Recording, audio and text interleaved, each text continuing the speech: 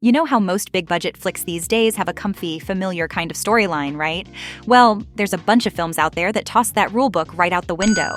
From wildly intricate plot lines that slowly unravel with each viewing, to jaw-dropping plot twists that suddenly make all the sense in the world on the second go-around, these movies are the cream of the crop when it comes to leaving audiences utterly dazed and amazed when those end credits started rolling. Let's count down the top 10 mind-boggling movies you have to watch twice. The Fountain is an ambitious and poetic film by Darren Aronofsky that weaves together 3 parallel narratives spanning over 1,000 years. Starring Hugh Jackman and Rachel Weisz, the film's central themes revolve around love, mortality, and the quest for eternal life.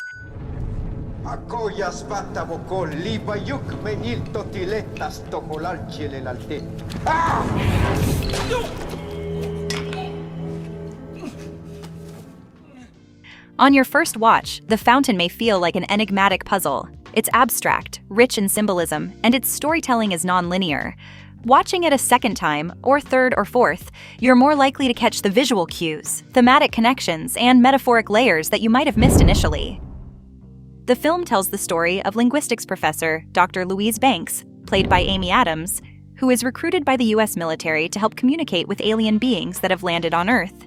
But Arrival isn't your typical alien invasion flick. It's an intricate exploration of time, memory, language, and how they all intertwine.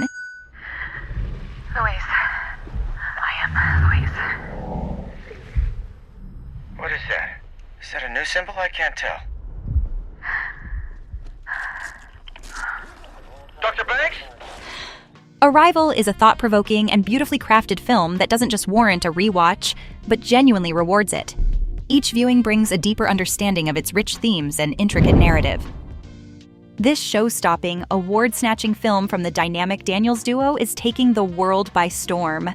At its heart, Evelyn Wang, portrayed by the captivating Michelle Yeoh, navigating a maze of personal crises, only to find out she's also got to save the multiverse.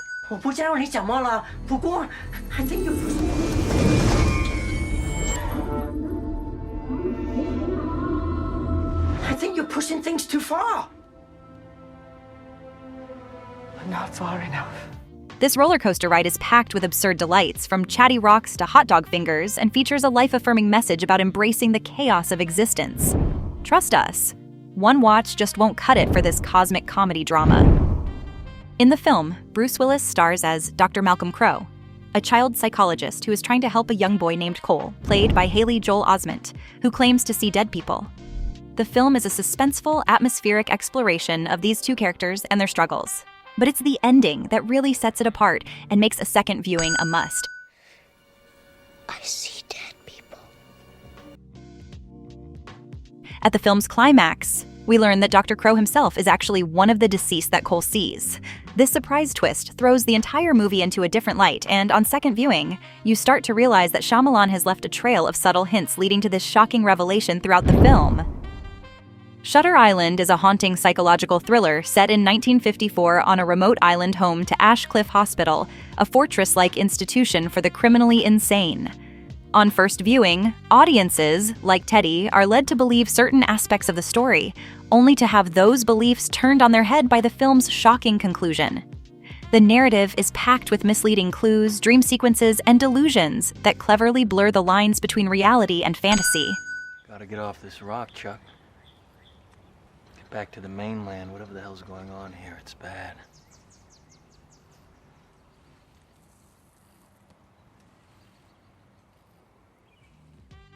When you watch Shutter Island again, you'll experience it through an entirely different lens. You'll start to notice subtle hints and nuances in dialogue, character behavior, and even the background score that hint at the true nature of the story.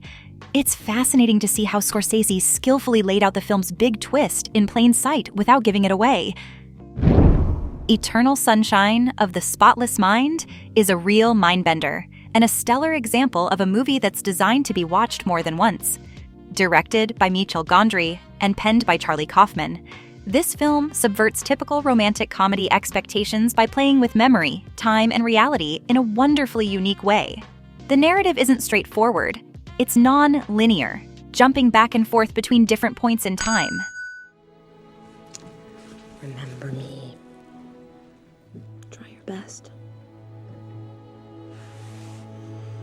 Maybe we can. The brilliance of Eternal Sunshine of the Spotless Mind lies in its complexity. It takes a few viewings to grasp all the subtleties, hidden clues, and character motivations fully. Every time you watch it, you'll notice new details, making it more of an experience than a one-off film.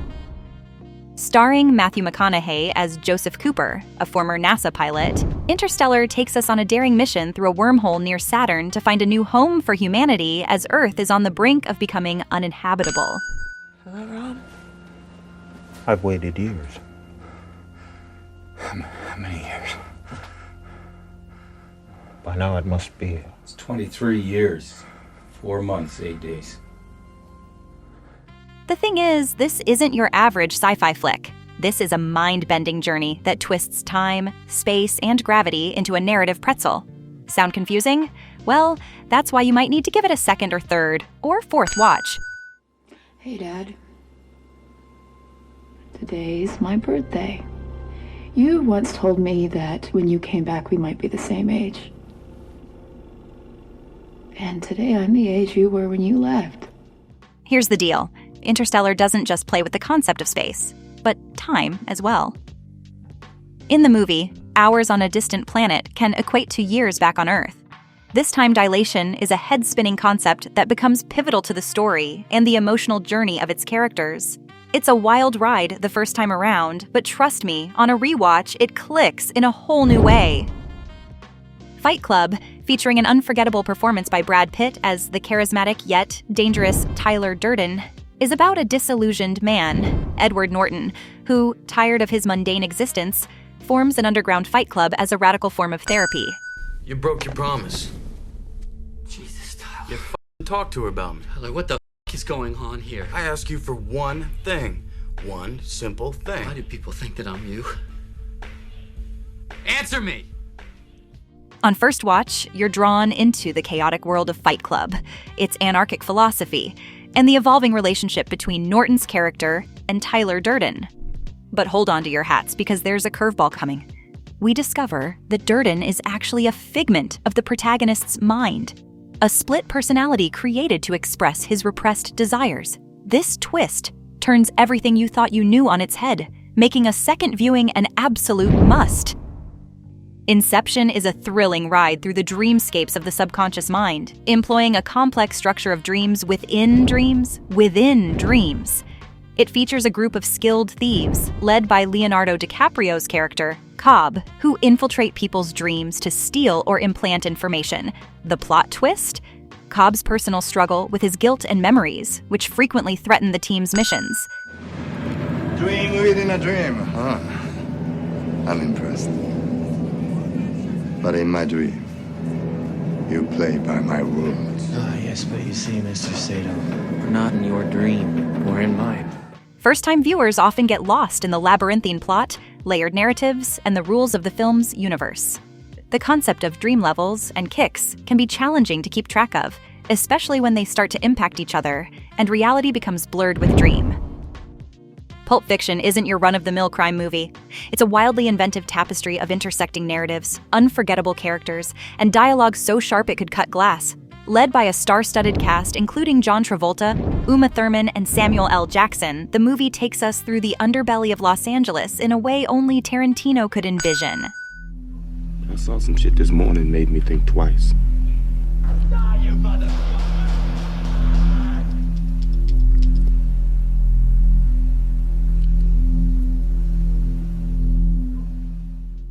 On your first time watching Pulp Fiction, you're hit with a whirlwind of charismatic hitmen, a mob boss's wife with a taste for adrenaline, a washed-up boxer, and a mysterious briefcase. It's a rush. But here's the kicker. The film's storyline isn't in chronological order. Events loop back on each other, characters cross paths in unexpected ways, and time is more of a guideline than a rule. And there you have it, folks. Our whirlwind tour through 10 iconic mind-boggling movies that you absolutely need to watch twice. Each of these cinematic gems is filled to the brim with twists, turns, and tantalizing tidbits that reveal themselves in exciting new ways upon a second viewing. Get ready to gasp in disbelief as we reveal the jaw-dropping truth about Rachel McAdams' mid-aughts career choices. While Nicholas Holt's recent lost roles in the Batman Mission Impossible Dead Reckoning Part 1 and Top Gun Maverick made headlines, it's nothing compared to the A-list projects McAdams turned down one after another. In a recent Bustle profile, it was revealed that during her 2-year hiatus in Canada after hitting it big with Mean Girls and The Notebook, McAdams turned down offers for not 1, not 2, but 5 major blockbuster movies. Can you believe she said no to The Devil Wears Prada, Casino Royale, Mission Impossible 3, Iron Man, and Get Smart? Rachel McAdams has shared some wise words about the importance of following your instincts, even when it means turning down incredible opportunities. When her career was skyrocketing, McAdams made the tough decision to say no to multiple film projects despite feeling guilty about potentially missing out. She said in an interview, "There were definitely some anxious moments of wondering if I was just throwing it all away. And why was I doing that? It's taken years to understand what I intuitively was doing."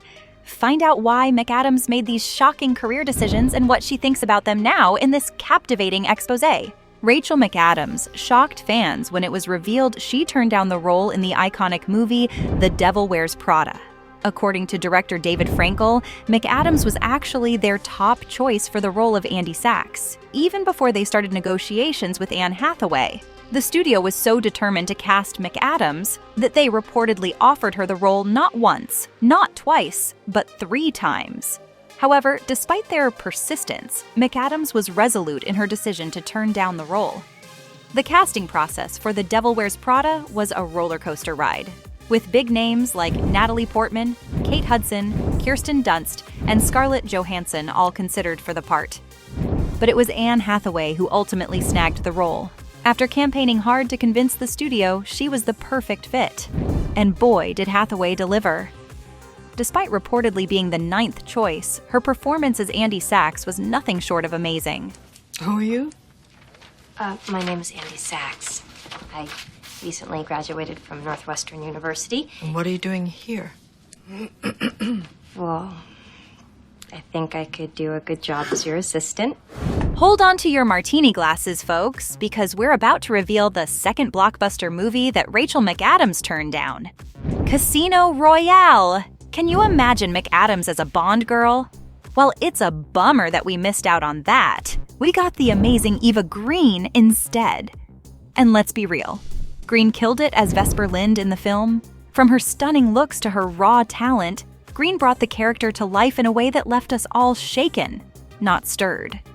Who could forget that iconic scene where she first meets Bond on the train, or when she confesses her love for him in the shower? Green's performance was nothing short of unforgettable, and we couldn't be happier that she was cast in the role. So, while we can only imagine what a Rachel McAdams Bond girl would have looked like, we can't deny that Green was the perfect choice for the part.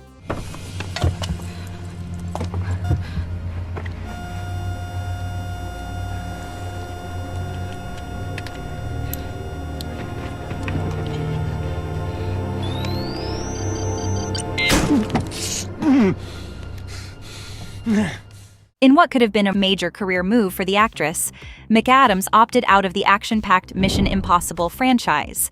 But as she stated in an interview with Bustle, the project simply wasn't quite jiving with my personality and what she needed to stay sane. But while McAdams may have passed on the opportunity to work with Tom Cruise and company, another actress was ready and willing to take her place: Scarlett Johansson.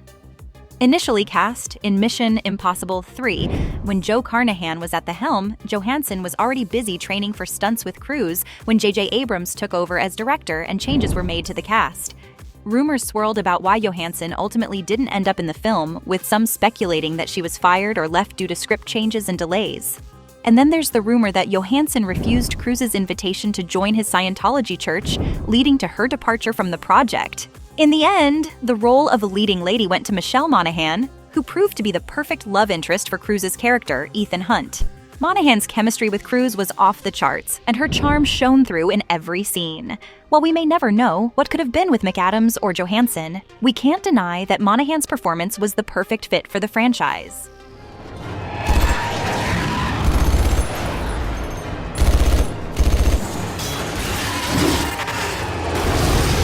Did you know that the Hollywood darling once turned down the chance to star in Iron Man?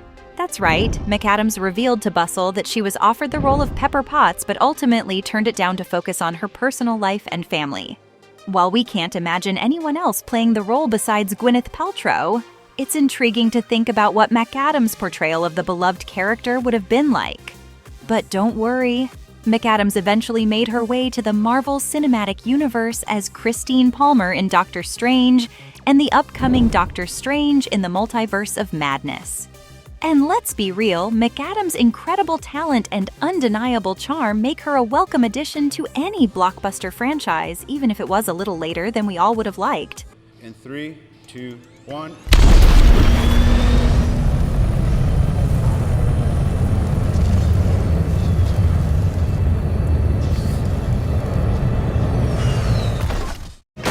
Oh, what could have been? Rachel McAdams was reportedly in talks to star alongside Steve Carell in the reboot of the classic spy comedy Get Smart. The talented actress could have stepped into Anne Hathaway's shoes as Agent 99, Carell's witty and capable partner in espionage. While we can only imagine how awesome it would have been to see McAdams and Carell team up, Hathaway definitely held her own in the role, delivering an unforgettable performance.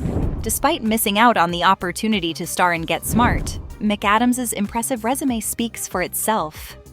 Max? Max, stay calm. Max? Keep it together. Max? Even though it must have been hard to resist the allure of all that fame and fortune, McAdams knew deep down that those films just weren't a good fit for her. And with classics like Mean Girls and The Notebook under her belt, who can blame her for sticking to her guns? Despite the success of those missed opportunities, McAdams has no regrets and recognizes that the right actors were ultimately cast in those roles. It's all good, and she's got plenty of exciting projects on the horizon, like her upcoming film, Are You There, God? It's Me, Margaret, hitting theaters soon.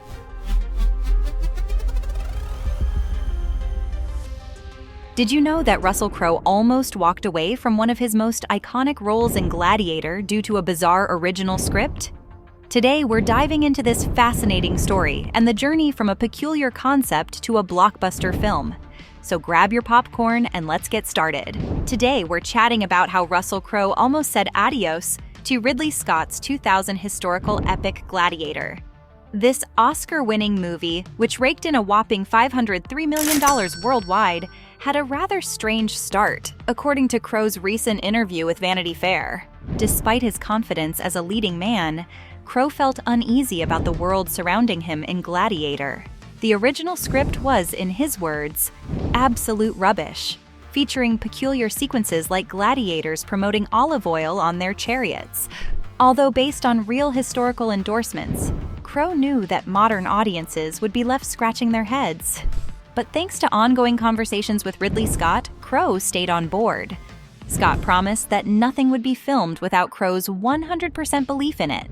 By the time they started filming, they only had 21 pages of an agreed-upon script, which typically spans around 100 to 110 pages. So they had quite the journey ahead, making up the story as they went along. Fast forward to today, and Gladiator is considered a classic. Ridley Scott is now preparing to direct the long-awaited sequel with Paul Mescal taking over the franchise, playing Lucius, the son of Lucilla. So there you have it, folks. The incredible story of how Gladiator went from a potential disaster to a box office sensation. Who knew that chariots with olive oil ads would have been a deal breaker? If you enjoyed this behind-the-scenes tale, don't forget to like, share, and subscribe for more movie magic. And remember, sometimes a leap of faith can lead to greatness.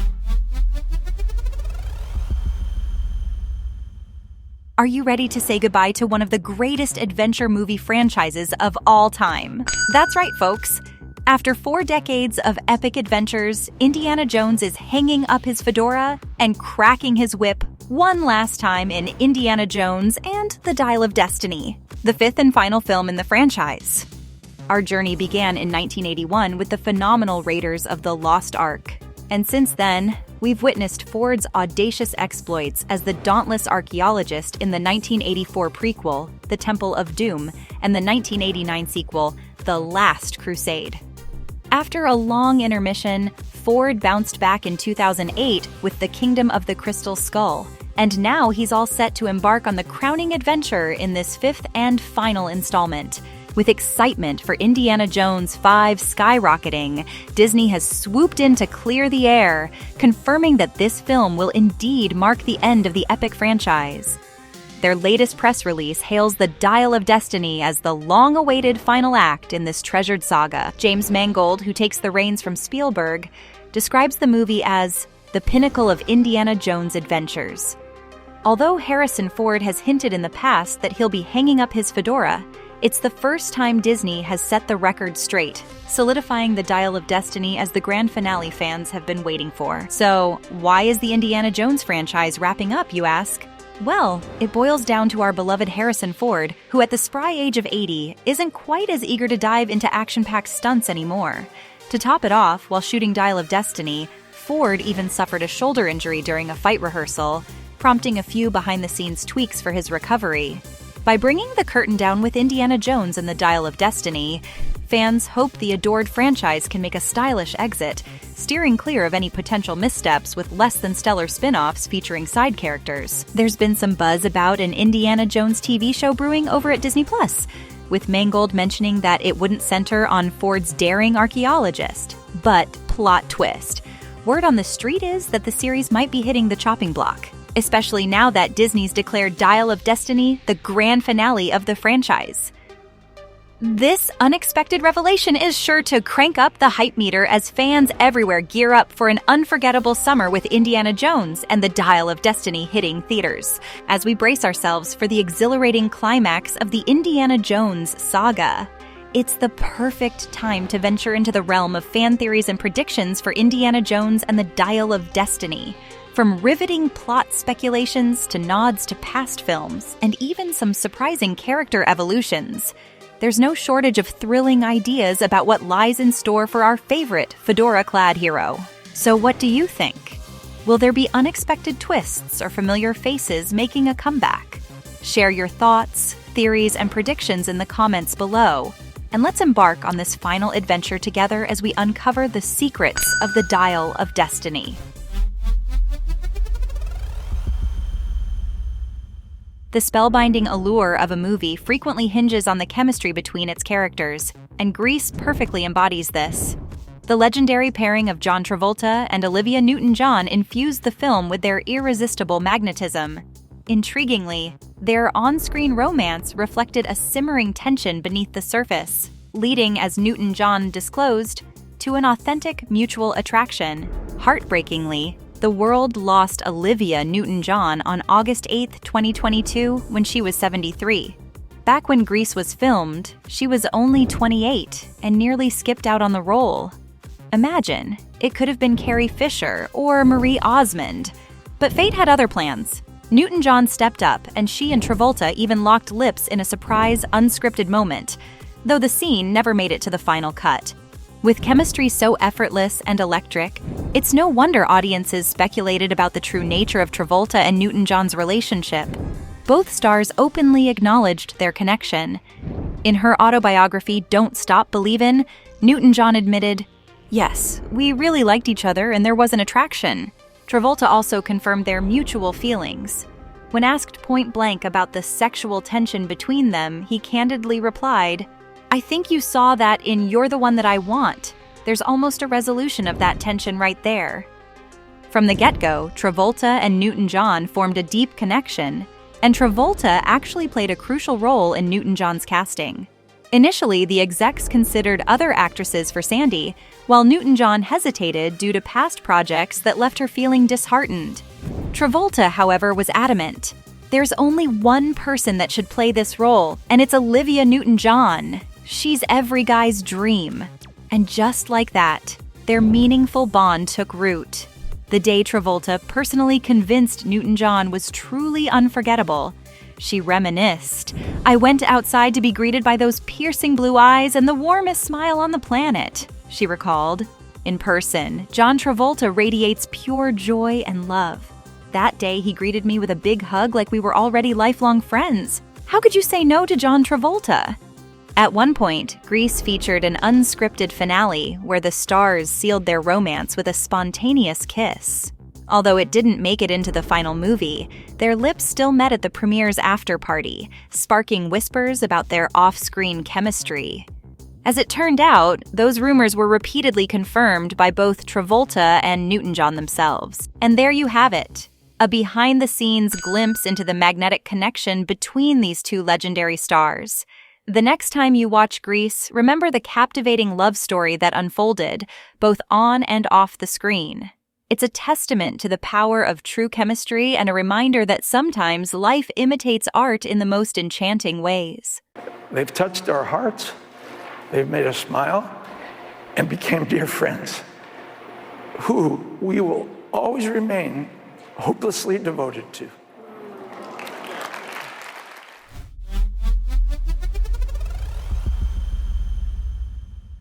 Imagine being offered a role in the sequel of the highest-grossing movie ever and saying, "No thanks." Well, that's precisely what Michelle Rodriguez did. In the 2009 sci-fi sensation Avatar, Michelle Rodriguez first graced the screen as Trudy Chacon.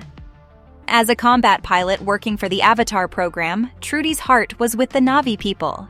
So much so that she gave her life in a heroic battle, ensuring the Na'vi could triumph against the not-so-nice humans attempting to seize control of Pandora.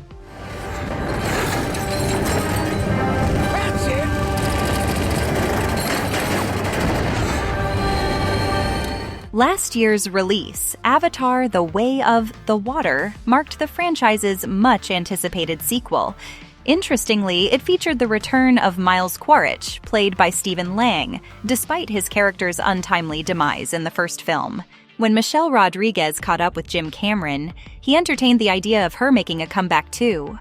But Michelle put her foot down, reminding him that her character had died a martyr's death, and bringing her back just wouldn't make sense. This Fast and Furious superstar had a heart-to-heart with Vanity Fair, explaining why she told James Cameron that reviving her Avatar character would be, in her words, overkill.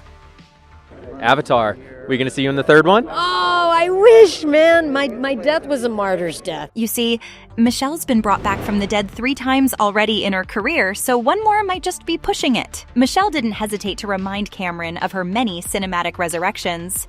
She pointed out, "I came back in Resident Evil, I wasn't supposed to. I came back in Machete, I wasn't supposed to. I came back with Letty, I wasn't supposed to. We can't do a 4th time. That would be overkill." Rodriguez even expressed her confusion over this odd trend of her dead characters returning to life, joking that perhaps they just can't figure out what to do with a girl who doesn't have a boyfriend, so they keep killing her off and then reviving her. Saying no to an Avatar sequel is no small matter. We're talking about one of the most monumental movie franchises in history. The original Avatar still holds the crown as the highest-grossing movie ever, raking in a jaw-dropping $2.9 billion globally. Fast forward 13 years, and Avatar: The Way of Water shook the box office with a whopping $2.3 billion, making it the 3rd highest-grossing film in history. In its first 2 weeks alone, it bagged $1 billion, surpassing even Cameron's own 1997 masterpiece, Titanic. Critics loved it too, with NME giving it a glowing 4-star review, calling it a groundbreaking, visually stunning film. The Avatar universe is far from done expanding. Back in 2016, it was revealed that 4 sequels were in the pipeline, which would include Avatar: The Way of Water, Avatar: The Seedbearer, Avatar: The Tulkun Rider, and Avatar: The Quest for Iwa. As for Michelle Rodriguez, she's got a busy first half of 2023 with the release of Dungeons & Dragons: Honor Among Thieves, which is already out, and the upcoming Fast 10 set to hit screens in May, courtesy of Universal Pictures. So what's the deal with Michelle Rodriguez's characters meeting their maker so often on screen? It's something that hasn't gone unnoticed by fans, sparking lively online debates about her tendency for on-screen demises, from Lost to Avatar and Resident Evil. Michelle weighed in on the topic during a 2023 Wired autocomplete interview, saying, "They always kill me. They're like, she doesn't have a boyfriend. We don't know what the purpose of this strong female is." Chris Pine chimed in, pointing out that fans love her enough to bring her back to life, to which Rodriguez agreed, but questioned, "Why kill me in the first place?" Despite her character's short lifespans, Rodriguez appreciates the roles she's taken on. She admitted to Hollywood News, "I was typecast the minute I did a film called Girl Fight years ago. You allow yourself to be typecast." If she ever wanted to break the mold, she'd choose an indie film where she'd play a character going through a harrowing experience, potentially earning herself an award for portraying vulnerability or mental illness. Despite this intriguing pattern in Rodriguez's career, where her characters are repeatedly killed off and brought back to life, there's no denying that Michelle Rodriguez has carved out a unique niche for herself in the film industry, consistently captivating audiences with her strong, memorable characters.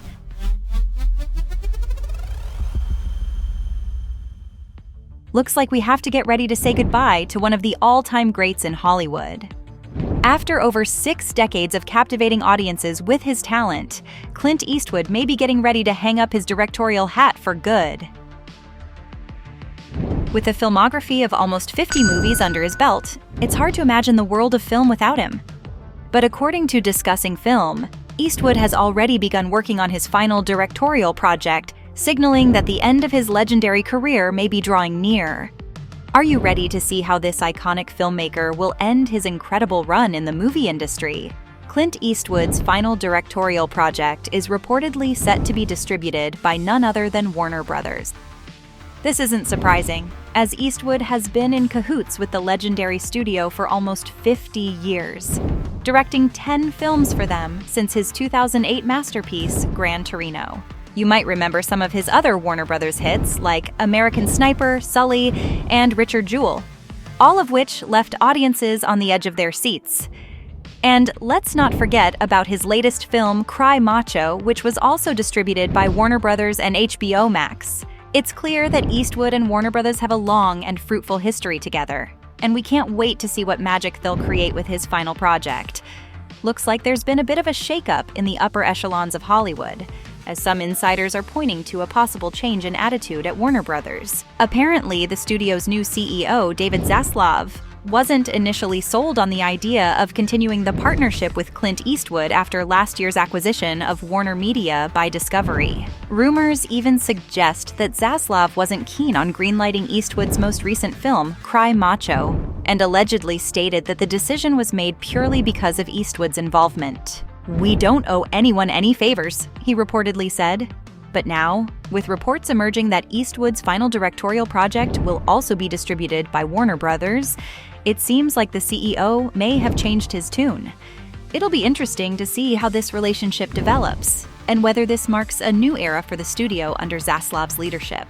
According to reports, Clint Eastwood's final directorial project is tentatively titled Juror Number 2 and centers around a juror who begins to suspect that he may actually be the murderer in a high-profile trial. Talk about a twist. As the story unfolds, we'll see the juror grapple with the moral dilemma of either coming clean and turning himself in, or resorting to manipulative tactics to sway the rest of the jury in his favor.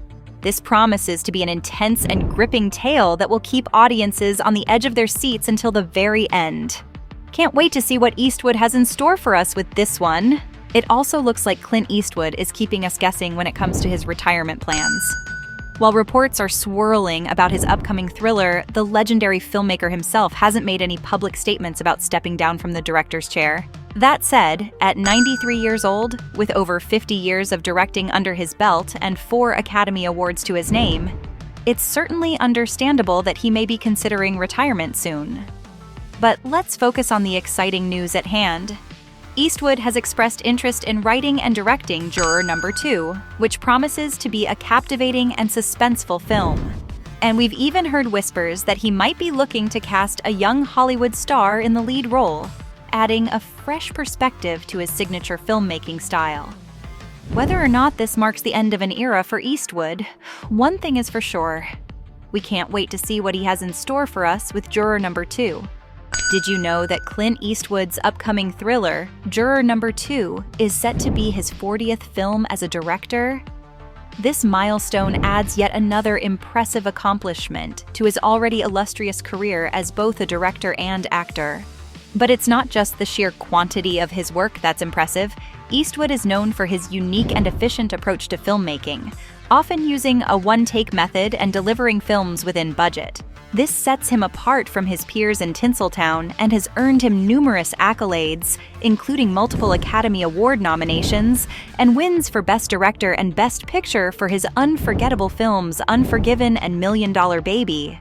And let's not forget about the other cinematic gems he's directed, such as the gripping drama Mystic River, the powerful war film Letters from Iwo Jima, and the haunting 2008 drama Changeling, which starred none other than Angelina Jolie.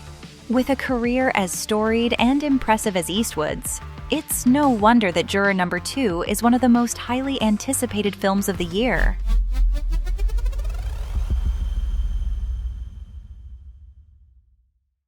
This is Story Reels. Subscribe to our channel for the very best in entertainment.